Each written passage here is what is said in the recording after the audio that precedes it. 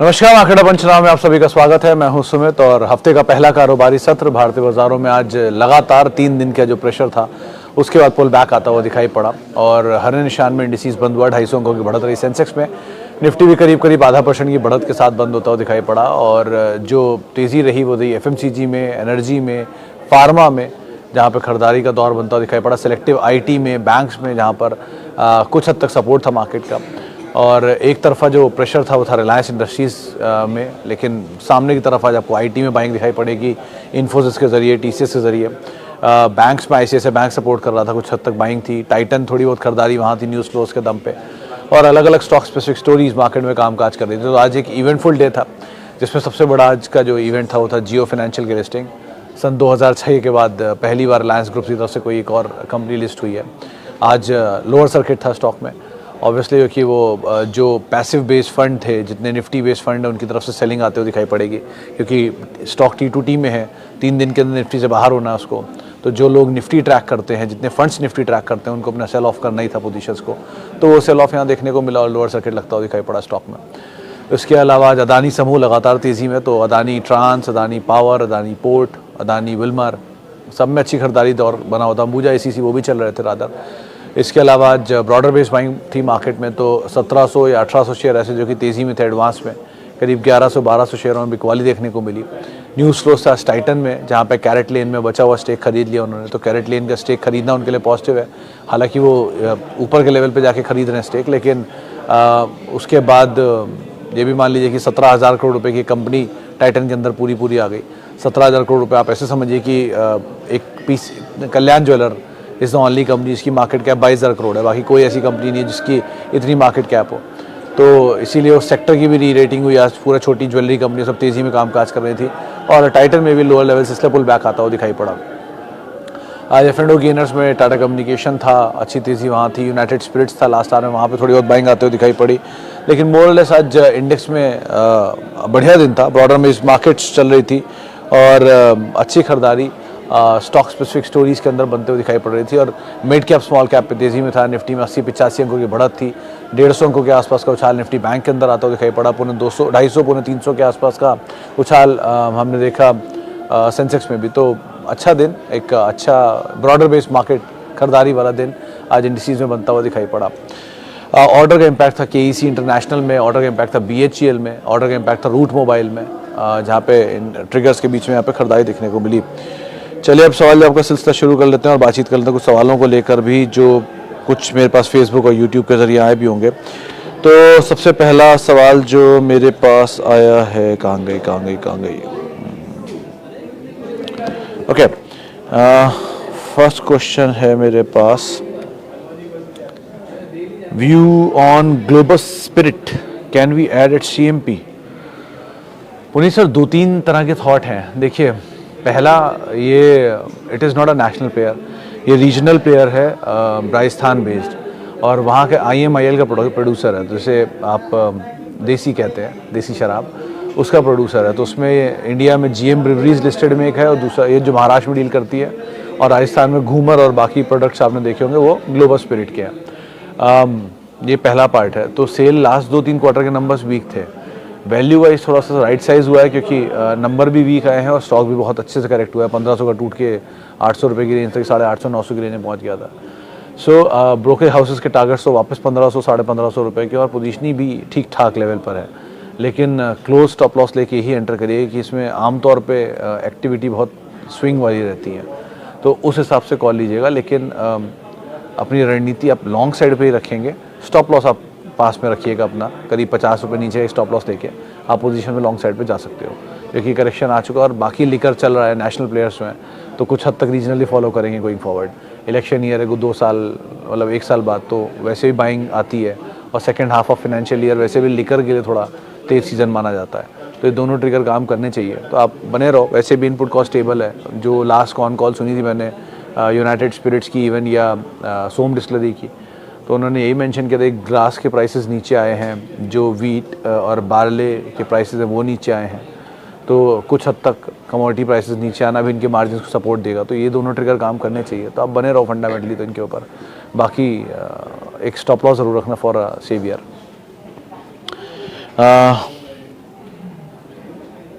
Okay, I have 150 share of UPL at 660. Shall I average the stock or wait?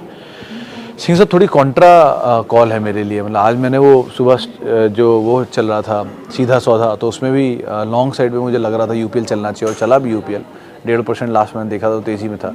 तो मेरा तो ये मानना है कि यहाँ से बहुत ज़्यादा डाउन साइड स्टॉक के अंदर नहीं है। निफ्टी 50 का स्टॉक है और करेक्शन भी हेविली दिखा चुका है, और करेक्शन के बाद ये करीब करीब मतलब हाफ हो गया है अपने हाई से। तो 50% डिस्काउंट पे आपको ऑलरेडी मिल रहा है स्टॉक, तो डाउन साइड तो लिमिटेड ही दिख रहा है। आप ये कर सकते हो कि 660 पे आपकी खरीदारी है तो 560-65 के आसपास एक स्टॉप बैठेगा इसमें, वो स्टॉप लेके आप पूरी पोजीशन में एवरेज कर सकते हो, और थोड़ा थोड़ा क्वांटिटी यहाँ पे ही बढ़ा सकते हो इसकी। तो क्वांटिटी बढ़ाते चलो, और अब स्टॉप लॉस रखना अपनी नई पोजीशन में 550 के अराउंड, क्योंकि अब डाउन साइड थोड़ा लिमिटेड है। लेकिन स्टॉप लॉस फिर भी ज़रूरी है कि अगर ज़रा कुछ गड़बड़ हो गई तो, क्योंकि इसने बहुत समय 2 साल 2.5 साल पहले करीब 560-550 में बहुत लंबा समय निकाला है। तो वही इसके लिए एक रेंज है जहाँ को ये तोड़ना नहीं चाहिए इसको रियल हाल फिलहाल में। 2 नंबर वीक थे इस क्वार्टर के, लेकिन लग रहा है पुल बैक में निकाल देगा, और यहाँ से बहुत ज़्यादा डाउन साइड है नहीं, तो इसलिए आप एक बार को जा सकते हो। सर राइट इशू क्या होता है? ओरिएंट ग्रीन में आया है 1962 का, इससे क्या पता लगता है कंपनी के बारे में?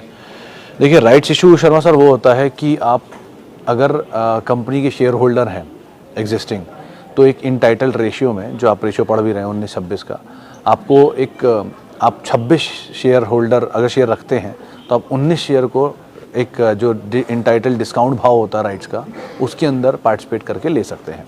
तो इन केस अगर आप मान लीजिए 2600 शेयर के होल्डर हैं और आप और शेयर लेना चाह रहे हैं ओरिएंट ग्रीन में, तो आप 1900 शेयरों का जो रेशियो आप बता रहे हैं, मेरे को याद नहीं इसका रेशियो, तो जो रेशियो आप बता रहे हो उसके हिसाब से 2600 शेयर होल्डर्स हैं। अगर आप 2600 शेयर हैं आपके पास, तो आप 1900 शेयरों के लिए एलिजिबल हैं कि आप उसमें पार्टिसिपेट कर सकते हैं एट राइट का जो प्राइस दिया गया है, और उसमें पार्टिसिपेशन में आपको और शेयर मिल सकते हैं। तो अगर आप बाज़ार से खरीदना चाह रहे हैं तो आपको वहाँ पर एक डिस्काउंट पे राइट्स एंटाइटलमेंट के हिसाब से आपको शेयर अलॉट हो जाएंगे। सो आप वो पार्टिसिपेशन कर सकते हैं। ओरिएंट ग्रीन के गिरने की वजह जो परसों आई थी वो इसीलिए देखिए एक्स हुआ था वो राइट्स का, तो इसका एक इम्पैक्ट देखने को मिला था। लेकिन प्राइस अब स्टेबल है और नंबर्स भी अच्छे हैं, तो हो सकता है यहाँ तेज़ी रहे स्टॉक के अंदर। तो मतलब कुछ लग रहा है कि मूव यहाँ से बड़ा हो सकता है। सो आप अकॉर्डिंगली बने रहो, कुछ चेंज मत करना, पोजीशन के अंदर होल्ड करना एटलीस्ट यहाँ पे। Okay, should I buy Jio financial? ये मुझे लग रहा था सवाल आना चाहिए। देखिए सर, 2-3 पॉजिटिव नेगेटिव पहले रख देता हूँ। एक, ये कंपनी लिस्टिंग के साथ ही देश की दूसरी सबसे बड़ी एनबीएफसी बनी है। 2, तीसरी सबसे बड़ी कंपनी है मार्केट कैप के लिहाज से, और निफ्टी करीब करीब 18 कंपनियों से ज़्यादा इसकी मार्केट कैप है। इनफैक्ट निफ्टी की 4 कंपनी से तो डबल मार्केट कैप, इसमें आयशर मोटर, अपोलो हॉस्पिटल, ऐसे कुछ नाम आते हैं जिनसे इसकी डबल मार्केट कैप है। अपोलो हॉस्पिटल ज़्यादा, आयशर शायद नहीं है। तो इस तरह का ऑलरेडी एक प्रीमियम स्टॉक के साथ आया है। अब ये गिर रहा है तो लेना है कि नहीं? अगर आप एनबीएफसी कारोबार में ढूंढ रहे हैं कोई कंपनी एक बड़े पैठ के साथ, एक बड़े हाउस के साथ, तो जियो आपको दिख रहा है, लेकिन नंबर्स में बहुत कुछ अब तक है नहीं, क्योंकि पुराने साल के जो नंबर्स हैं 40 करोड़ के 45 करोड़ के आसपास का पैठ है वहाँ पे। सो नंबर से तो वे अहेड चल रहा है, बट मतलब मार्की इन्वेस्टर्स में रिलायंस के साथ ही पहुँच गए ऑलरेडी। तो क्योंकि रिलायंस के जो इन्वेस्टर हैं वो सारे इसके इन्वेस्टर हैं। अब आज टूटा क्यों? उसकी वजह ये है क्योंकि रिलायंस निफ्टी का स्टॉक है, और बहुत सारी कंपनियां निफ्टी बेस्ड फंड्स जो होते हैं, जो निफ्टी 50 कंपनियों में ही पैसा डालते हैं, वो फंड्स जो हैं उनको ये शेयर मिल गया होगा, क्योंकि रिलायंस निफ्टी का स्टॉक है तो 1:1 में उनको अलॉट हो गया होगा। उनके पास कंपलसरी मैंडेट होता है कि उनको हर हाल में निफ्टी की कंपनियों में ही पैसा डालना है, तो ये निफ्टी कंपनी की बाहर का हिस्सा है, तो इसे बेचना उनके लिए कंपल्शन है एडजस्टमेंट के लिए। और क्योंकि ये 3 दिन के बाद निफ्टी से बाहर हो जाना है, तो उससे पहले इन्हें बेचना है। आप इसको ऐसे मेंशन कर सकते हैं कि T+2 का स्टॉक है, तो ट्रेडिंग तो अलाउ है नहीं, तो कोई शॉर्ट तो कर नहीं सकता। इसमें सिर्फ डिलीवरी खरीद सकते हैं, डिलीवरी छोड़ सकते हैं। तो डिलीवरी छोड़ेगा कौन? जिनके पास हैं कौन? Nifty based fund. तो इसलिए वो लोअर सर्किट लगा था आज, और ये लगेगा भी, अभी शायद 1-2 दिन और लग सकता है। तो थोड़ा और राइट साइज़ होने दीजिए, और 210-215 स्ट्रीट में बात है कि वहाँ पर अगर मिल जाए तो एक अच्छा नाम हो सकता है एंटर करने के लिए। बाकी 28 तारीख को रिलायंस की AGM भी है, तो उसमें कई अनाउंसमेंट भी आ सकते हैं स्पेस को लेकर। तो बेटर ये कि वो थर्सडे फ्राइडे के अराउंड थोड़ा स्टेबल होना चाहिए। आप एक बारी उस तरह भाव देखिए, वो ज़्यादा बेटर रहेगा। अभी पैनिक सेल ऑफ है, होने दीजिए, एक बार स्टेबलाइज हो जाए फिर कॉल लेना ज़्यादा बेटर होगा। अभी के लिए शेयर जो न्यू एंट्री के लिए वैल्यूएबल आईटी और ऐड करें क्या एग्रेसिवली? सत्यम सर, मेरे ख्याल से आईटी आपकी खरीदारी से ऊपर आ गया होगा तो अब मेरे ख्याल से ऐड नहीं करना चाहिए आपको। अगर आपकी खरीदारी से नीचे तो आप ऐड कर सकते हो 1। आपने यही सवाल मुझसे किसी ने लास्ट वीक पूछा था कि क्या ऐड करें एग्रेसिवली, तो मैं अदानी के 2 ही नाम बोलता था, Adani trans and Adani power, और वो दोनों आज आपको दिख ही गए होंगे। अदानी ट्रांस आज 7% फिर ऊपर बंद हुआ, 930-940 आ गया। एंड बिलीव में अदानी ट्रांस यहाँ से भी अच्छी खासी तेज़ी पकड़ सकता है। अगेन मतलब it is not because of any tailwind for the people और sector around, but for the numbers. इनके नंबर में बहुत अच्छा पिकअप था इस बारी, लाइक वाइज नंबर अच्छे पिकअप थे अदानी पावर के भी, तो इसलिए मैंने दोनों के नंबर लिए। उसके बीटा पॉजिटिव आया था और बीटा बहुत स्ट्रॉन्ग पॉजिटिव आया था, और अदानी ट्रांस की पाइपलाइन बहुत अच्छी आई थी, specially ordering smart metering side पे बहुत अच्छे ऑर्डर आए थे। तो वो दोनों ट्रिगर के तौर पे कामकाज कर रहे हैं और शायद वो तेज़ी पकड़े रखे, तो उस लिहाज से आप नज़र रखना है इसके ऊपर। अब यहाँ से और लॉन्ग के लिए आप इनग्रेविया देख सकते हो। Again the stop loss would be same, 379 का स्टॉप लॉस और लॉन्ग रहोगे आप उसमें। बाकी तो अभी कुछ ऐसा समझ में नहीं आ रहा। आईटी आप देख सकते हो, अच्छा ग्रुप है। आईटी में अब डाउन साइड लिमिटेड है, ये तो मैं क्लीन हूँ, बहुत ज़्यादा शायद बहुत बिकवाली ना आए, तो इसलिए अब आईटी अगर आपके पास है तो आराम से बैठे रहो, बने रहो, उसमें कुछ मत करो, and wait and watch and see the magic going forward. Okay, आगे बढ़ते हैं। जरा कुछ यूट्यूब के सवाल भी ले लेते हैं जो कि आए हैं। सर, एड शॉप ई रिटेल 57 200 क्वांटिटी। ई रिटेल तो मैंने नाम भी नहीं सुना सर, कौन सी कंपनी है ये? सॉरी, मैं इसके बारे में आइडिया नहीं दे पाऊँगा। गौरव जो घोष साहब का सवाल है, I am from Kolkata, I follow you very seriously, thank you Ghosh साहब, please guide me about some stocks for monthly SIP of 10,000 every month. देखिए घोष साहब, अगर आप SIP करने जा रहे हो कोई भी स्टॉक को लेकर, ये घोष साहब में सबके लिए जवाब है कि अगर आप SIP करने जा रहे हो for 10 years, for 15 years, for 20 years, तो आप मतलब एक फ्यूचर गोल रखें कि मैं घर खरीदूंगा, बच्चे के लिए पढ़ाई के लिए डाल रहा हूँ, उनके फ्यूचर के लिए डाल रहा हूँ, तो आपके लिए इम्पॉर्टेंट इज़ नॉट रिटर्न, आपके लिए इम्पॉर्टेंट इज़ सस्टेनेबिलिटी।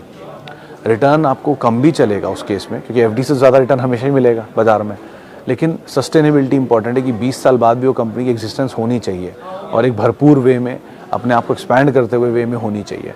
तो उसमें फिर वही कंपनियां आती हैं जो कि पिछले 20 साल में अपने आप को एक्सपैंड करती आ रही हैं, क्योंकि वो एक्सपैंड करती आ रही हैं and they know the trick of the trade. उनको पता है कैसे फर्दर और चेंजिंग डायनेमिक एनवायरनमेंट में अपने आप को बड़ा बनाना है। तो फिर वही आते हैं ICICI bank, SBI, HDFC bank, Kotak Mahindra bank, ये बैंक्स के हो गए, Axis bank, Reliance, TCS, HUL, HDFC limited जो मर्ज हो गया रादर, उसके अलावा ITC, TCS, Infosys, HCL take Mahindra, Asian paints, Pidilite. ये तो ऐसी सिचुएशन में जब आपको बहुत लंबी SIP चलानी हो तो आप इधर large cap, mid cap fund लें, फ्लेक्सी कैप फंड लें। अगर आपको लगता है नहीं वो मैं नहीं लेना चाहता, स्टॉक में जाना चाहता हूँ, तो उनकी मेजर होल्डिंग में जाइए, उनकी मेजर होल्डिंग आपको यही मिलेंगी। तो by all these good companies जो डोमिनेंट प्लेयर्स हैं अपने अपने स्पेस के। मिसाल के तौर पे एशियन पेंट्स का डोमिनेंट, पीडीलाइट एडहेसिव्स का dominant, even United Spirits liquor का डोमिनेंट, या TCS IT मेजर, या Infosys IT major, HCL take Mahindra IT majors, या बैंक्स में SBI largest banks, Bajaj Finance largest NBFC। So इनमें फेलियर के चांसेस थोड़े कम हैं और एक अच्छी SIP आपकी गोइंग फॉरवर्ड चलती रहेगी। और बिलीव मी, सस्टेनेबल बेसिस पे 12-15% रिटर्न साल का निकाल के दे ही देते हैं। तो विद टाइम आपको डिविडेंड भी जनरेट करके देंगे और एक बढ़िया रिटर्न भी सस्टेनेबल बेसिस पे देते रहेंगे। So stick to these quality companies जब बात आती है लॉन्ग टर्म, क्योंकि वहाँ पर रिटर्न से ज़्यादा वैल्यू आपकी सस्टेनेबिलिटी को रखता है। तो वो सस्टेनेबल कंपनीज जो हैं उनके ऊपर फोकस करिए instead of all these recent listed companies and new companies. वहाँ पर रिटर्न के लिए काम कर सकते हैं जब आप बाज़ार को ठीक से समझ जाएं तब। ओके, आगे बढ़ते हैं। और Titan and Asian Paints fresh buy but valuation is high, what to do? Shaikh साहब, इसमें तो कोई डिनाइल नहीं है, वैल्यूएशन दोनों का महंगा है, लेकिन एशियन पेंट फिर भी थोड़ा सस्ता है और एशियन पेंट और पीडीलाइट भी थोड़ा सस्ता लग रहा है। आप जाना चाहो दोनों में जा सकते हो। सर, ये सस्ते नहीं होते हैं, ये कम महंगे और महंगे के बीच में घूमते हैं। तो आपको जब कम महंगा दिखाई पड़े तब आप एंटर कर जाओ। सस्ते तो ये शायद ही कभी हो, कोविड टाइम एक आध कोई झटका मिल जाए कभी तो वो आपके लिए ब्लेसिंग इन डिस्गाइज है। लेकिन अगर वैसा कुछ नहीं मिलता तो कम सस्ते जब हो, कम महंगे जब हो सॉरी, तब आप इसमें एंटर कर जाइए। तो एशियन पेंट का एक एवरेज पी आपको मिल ही जाएगा हर साल दर साल या 10 ईयर पी गूगल कर लीजिए, मिल जाएगा। तो 10 ईयर पी को देख लीजिए, जितना उसके आसपास आप खरीद पाएँ उतना आपके लिए बढ़िया है। लाइकवाइज टाइटन में भी 10 ईयर पी देख लीजिए। आप ऐसे समझ लीजिए कि टाइटन शुरुआत हुई थी घड़ियों से, फिर एक्सपैंड हुआ तनिष्क में, और बिलीव मी तनिष्क वॉज 1996 1998 में Tanishq was loss making business जिसको टर्न अराउंड किया गया था। उसके बाद फिर जेम्स एंड ज्वेलरी के साथ ये उतरे हेलमेट में, देन ये उतरे मतलब परफ्यूम्स में, साड़ियों में, एंड धीरे धीरे दे आर एक्सपैंडिंग। और ईच टाइम जब ये एक्सपैंड करते हैं तो इनके पास एक नया वेंचर ये ऐड कर देते हैं। तो कैरेट लेन का एक्विजिशन इनके लिए 17,000 करोड़ रुपए की एक कंपनी सीधे सीधे इनके अंदर आ गई। तो आप ऐसे समझ लो कि एक पूरी कल्याण ज्वेलर इनके अंदर बैठी हुई है। तो क्या साइज़ होगा कंपनी की, कल्याण ज्वेलर जैसी कंपनी भी इनके अंदर बैठी हुई है। 17,000 करोड़ रुपए की वैल्यूएशन की कंपनी की वैल्यू आप निकाल दीजिए। तो ऐसी मल्टीपल सब्सिडरीज होंगी, फिर सब्सिडरी की ग्रोथ होगी। इनके अंडर 50% CAGR से ग्रो कर रही है कैरेट लेन, तो क्या ही ग्रोथ होगी उस कंपनी की। और अभी भी मार्केट्स को एक्सपैंड करना बाकी है। सो इनमें पोटेंशियल बहुत है, बट यही है कि गोइंग फॉरवर्ड थोड़ा सस्ते में मिले, थोड़ा नीचे मिले तो आपके लिए ज़्यादा बेटर पोटेंशियल है। तो उसका तरीका यही कि आप SIP कर लो, एशियन पेंट और टाइटन दोनों में, ताकि कभी भी नीचे आती रहे आप SIP में थोड़ा थोड़ा ऐड करते रहो। और जब वो SIP में आपको लगे कि बहुत सब्सटैंशियली नीचे आ चुका है, तो अब SIP का जो साइज़ है उसको डबल या ट्रिपल कर दो। से अगर आप 5 शेयर खरीदते हैं हर महीने, तो आप उसको 15 कर दो, 20 कर दो, 25 कर दो, तो उससे आपके SIP का एवरेज भी नीचे आ जाएगा और आपकी कॉस्ट भी थोड़ी सी राइट साइड जाएगी। क्वालिटी के लिए तो आप एश्योर्ड हैं ही, प्राइस उससे आप एश्योर कर सकते हैं। Okay, HCG and Narayan, which one could hold to a long term? HCG I find better, Abhinav sir, क्योंकि ऑन्कोलॉजी का लार्जेस्ट प्लेयर है ये, और दूसरा कोई है नहीं इनके सामने प्लेयर इस सेगमेंट में। ऑन्कोलॉजी में डोमिनेंट प्लेयर है और मेजर जो कस्टमर आता है ऑन्कोलॉजी का वो इन्हीं के पास आता है। बेड भी सही है, 34,000 रुपये शायद ARPO भी है इनका, एवरेज रेवेन्यू पर ऑपरेशन बेड। तो बेटर साइड पर ये खड़े हैं। दो कंपनियां दोनों अच्छी हैं, लेकिन इन दोनों में सेगमेंटल वाइज क्योंकि वो ज़्यादा बेटर दिखाई पड़ता है, तो आप उसको देख सकते हो। कहना है बाय जियो फाइनेंशियल में हो चुका। Hi Sumit ji, your take on Britannia at CMP। Avinash sir, Britannia is a good company, it's investment grade stocks में कोई डिनाइल ही नहीं है। लेकिन अगर आप बिस्किट्स स्टोरी में एक ब्रिटानिया को थोड़ा सा मिस कर गए हो, तो वो एक बार को आप इससे पूरा कर सकते हो, मिसेस बेक्टर से, क्योंकि ये भी बिस्किट के मैन्युफैक्चरिंग में, और ये ओरियो के आउटसोर्सिंग पार्टनर है। और इंडिया में ओरियो जो भी मैन्युफैक्चर होता है ये मिसेस बेक्टर करता है, और ब्रेड के लिए बड़े प्लेयर हैं, मेजर सप्लायर भी हैं। सो इनकेस अगर आपसे ब्रिटानिया मिस हो गया या ब्रिटानिया की स्टोरी आप प्ले नहीं कर पाए हो, तो आप बेक्टर की स्टोरी से फूड की स्टोरी प्ले कर सकते हो। भागा वो भी है बहुत, लेकिन वो शायद गोइंग फॉरवर्ड कैचअप कर लेगा वैल्यूएशन को, इधर रेवेन्यू बढ़ा के या स्टॉक गिरा के। सो मतलब दोनों कंपनियां बेटर हैं, आप जाना चाहो तो जा सकते हो, but Britannia is limited equity का स्टॉक है, डिविडेंड पे ऑफ अच्छे हैं ही, और है नहीं शेयर किसी के पास, तो आराम से स्टेडली चलता रहेगा, स्लोली एंड स्टेडली। एफेंडो में थोड़ा बहुत शॉर्टिंग होगी, बट मतलब 5 डिजिट भी हो जाए तो कोई हैरत वाली चीज़ नहीं होगी इस तरह के स्टॉक में। सो आराम से आप बने रहो, क्वालिटी 10 साल में 10 गुना हो चुका है स्टॉक। सो आराम से बने रहिए ब्रिटानिया में भी, और अगर आप स्टोरी प्ले करना चाहते हो तो Mrs Bector can be a name. Okay, Titan and Indian hotel and Asian paint. Hey भगवान, आप सर ऐसे बार बार नाम कैसे जोड़ रहे हो? टाइटन और एशियन पेंट में हम बातचीत कर चुके हैं। Indian hotel is a dominant player for hospitality. वैसे तो इन तीनों का कंपैरिजन नहीं है, दो कंजम्पशन ड्रिवन स्टोरी के डायरेक्ट इंडिकेटर हैं, और वो टूर एंड ट्रेवल स्टोरी का डायरेक्ट इंडिकेटर है। प्रीमियम प्लेयर वो भी है, और वर्ल्ड कप स्टोरी को प्ले करना चाह रहे हो तो इंडियन होटल सबसे अच्छा उसमें प्लेयर बन सकता है, क्योंकि अहमदाबाद में इनके सबसे ज़्यादा होटल्स है जहाँ पे मैचेस बहुत हैं। लेकिन तीनों ही क्वालिटी अच्छी है, बट अमंग टू, मतलब Indian hotel and Asian are better in comparison to Indian hotel. मतलब Asian paints and Titan are better in comparison to Indian hotels. Okay, वापस लौटते हैं फेसबुक के सवालों पर, जहाँ पर अगला सवाल आया है Varun beverages, Mankind pharma at करम CMP। सर दोनों बहुत भागे में घोषाल सर, चाहे वरुण हो या फिर मैनकाइंड हो, दोनों की स्टोरी बहुत एक्सटेंडेड है। इनफैक्ट वरुण बेवरेज तो ज़रूरत से ज़्यादा भागा हुआ है, बोनस एडजस्टमेंट के बाद ही भागा है। सो फिर भी दोनों में कंपेरेटिवली मैनकाइंड बेटर है। तो अगर नीचे मिल जाए कि वो IPO नया आया है, अभी कुछ नंबर देखे नहीं, 1 क्वार्टर के नंबर हैं, वो बहुत रोबस्ट थे। सो दोनों के लिए टू अर्ली टू से। आप प्ले करना चाह रहे हो स्टोरी को, Jubilant food could be a better bet comparatively Varun beverages और मैनकाइंड के। बट अगर कोई गिरावट मिले तो Mankind is a better bet, आप उसको देख लेना। चले फिलहाल अब इतने सवालों शामिल करूँ।